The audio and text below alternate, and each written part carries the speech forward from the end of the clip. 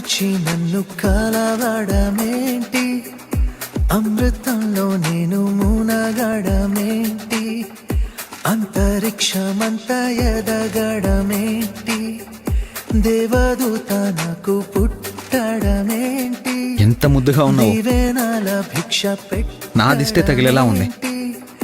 తండ్రి పదవిని పట్టడమేంటి, బాల్యంలోకి మళ్ళీ నెట్టడమేంటి.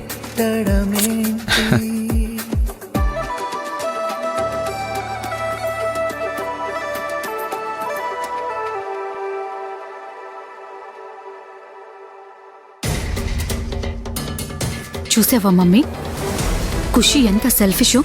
నిన్నటిదాకా మావయ్య మాట నిలబెట్టుకోవట్లేదని నన్ను అమ్మగా యాక్సెప్ట్ చేస్తానని చెప్పింది. ఇప్పుడేమో మావయ్య సర్ప్రైజ్ అని చెప్పగానే పార్టీ మార్చేసింది.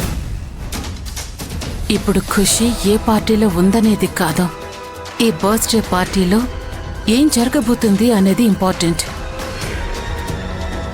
శ్యామ్ ఇస్తానంటున్న సర్ప్రైజ్ ఏంటో తెలిస్తే ఖుషిని మళ్ళీ మన పార్టీలోకి రప్పించి ప్లాన్ చేయొచ్చు. నా మొహం ప్లాన్ నాకైతే మైండ్ పని చేయట్లేదు.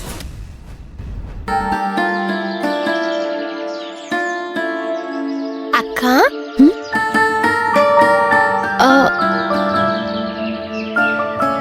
ఇక నువ్వు ఆ పట్టాభి ఇంట్లో పని మనిషిలాగే బ్రతకాల్సి వస్తుందని చాలా భయపడ్డానక్క.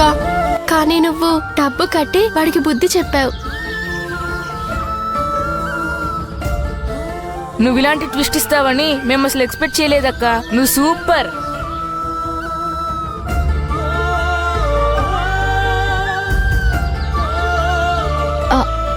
అయ్యో, ఏంటన్నయ్య ఇది?